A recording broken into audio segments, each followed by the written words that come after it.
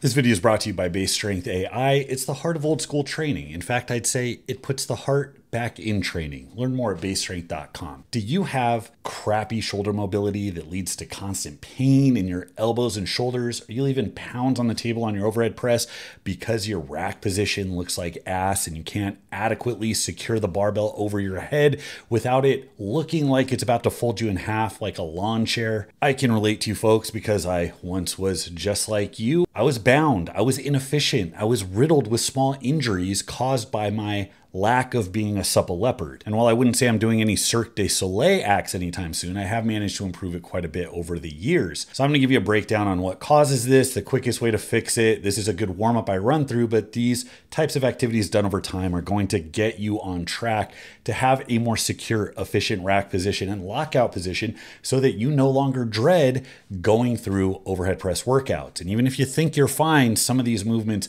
stand to increase your efficiency in a way that are going to put pounds on the bar immediately. Now, first understand that you can get very strong through your shoulders and triceps. You can get a really big damn overhead press without having really good mobility. There's plenty of people that do it. In fact, that was me once upon a time.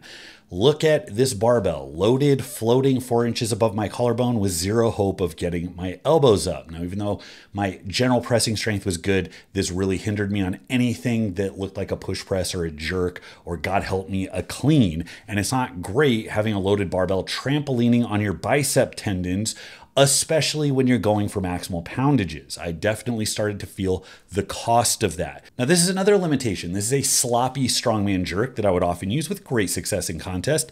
And this bar loaded with 350 pounds proved too much for my patellar tendons, which had to come forward to accommodate my lack of lockout position. And that resulted in 2 sprains that plagued me for the better part of 4 years. And then there's a clean, and many of you might not care, but if you do strongman or Olympic lifting, it's an important component of what you're going to be doing on a regular basis, and it sets you up to get the weight overhead in the first place.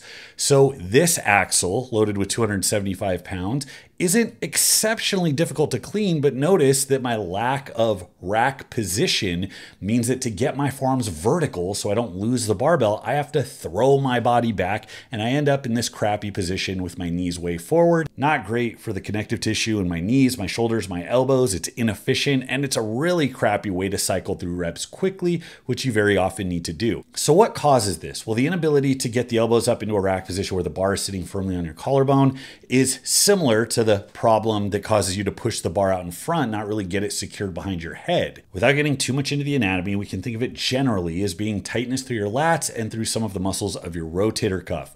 So getting those stretched in the context of practicing good movement patterns is going to be the key to fixing this. Now, most of you aren't going to take 3, 4, 5 days a week to run through these stretches multiple times. So the best bet is to make it part of your general warm-up regimen. So not only are these stretches long-term going to make you more efficient, allow you to handle more weight, and do so without accruing stupid overuse issues from the tendons being loaded recklessly and improperly, but it's also going to allow you to do that in the moment. A small bit of time before you do your overhead pressing with these stretches is going to immediately improve your ability to get your elbows up, to get a tighter, more efficient rack position, and to drive that barbell overhead in a clean path where it ends up where it's supposed to be. Now, a lot of this is personal preference to me as well. Things don't necessarily have to be done in this order. This is how I like to run through it.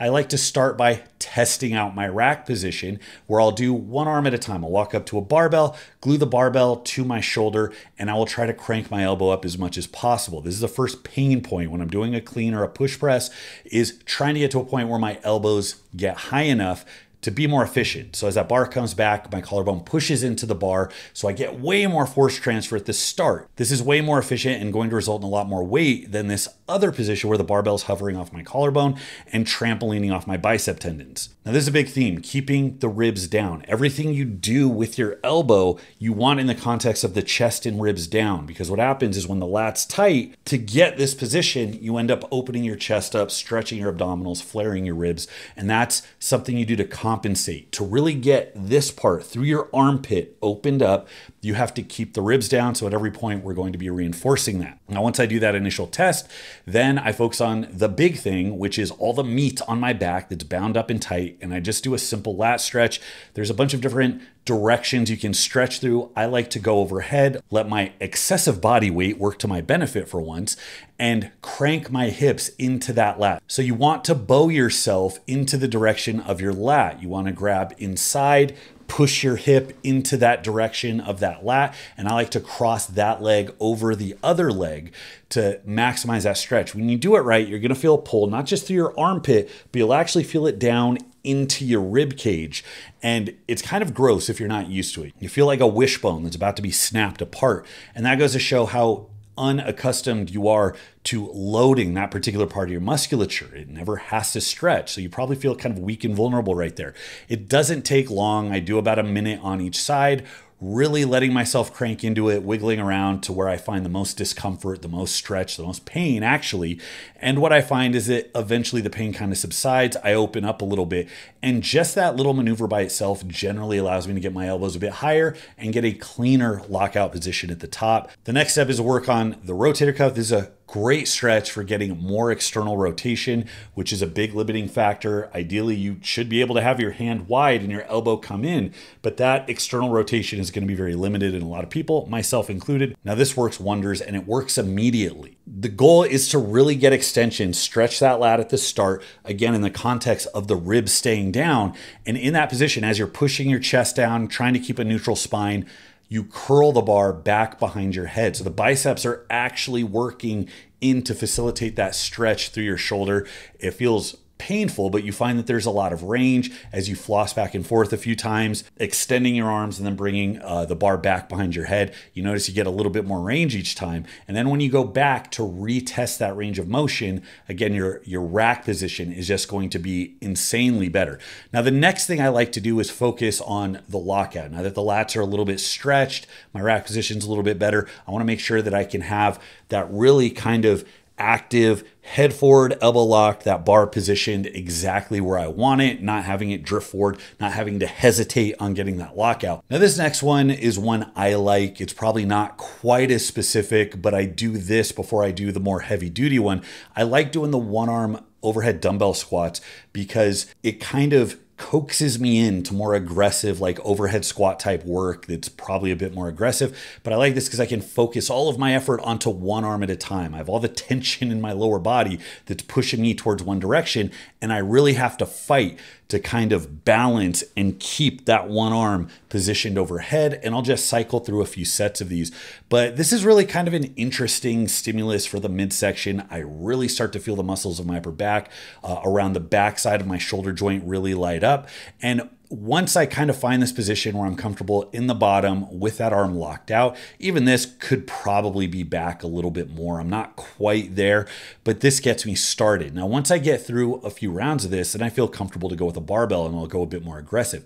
This is a much more aggressive flexibility exercise, hitting the bottom in a squat and going right into a behind the neck press. A couple rounds of this, you're going to feel like you just did 10 sets of rear delt flies. I mean, my rhomboids, my traps, my rear delts are lit up, and that's fantastic because those muscles need to be strong and active in a way that counters all of the tension you have in the front, everything pulling you towards that internal rotation, the pecs, the deltoids. This is the work that needs to balance that out, and it's the thing that we generally don't do quite enough of. So I really like this. I like this as a general, like, kind of prehab exercise, but again, this facilitates, especially after all the lat stretching and rotator cuff stretching that we just did, this facilitates really clean lockout. So that barbell just snaps to right where it needs to be, and you're not going to be stuck with like the ribs flaring, leaning back, incline benching that barbell away from you. Now we cue the fat dad perspective. At this point, I can get into something that looks like a decent front rack position as if I was going to do a clean or a front squat. This position I can't get into when I start usually, and it's really painful if I try to do something like a front squat with any weight. But at this point, my elbows are much higher. The bar with only 65 pounds is actually touching my collarbone, and I can execute a front squat feeling secure, feeling like nothing is pulling, straining, pinching. I'm maintaining a proper position. And as I take that and transfer it into an actual clean or an actual lockout with the elbow up position, I don't have to resort to the stupid position where my knees are going forward, I'm leaning back, this desperate attempt to clean a barbell effectively.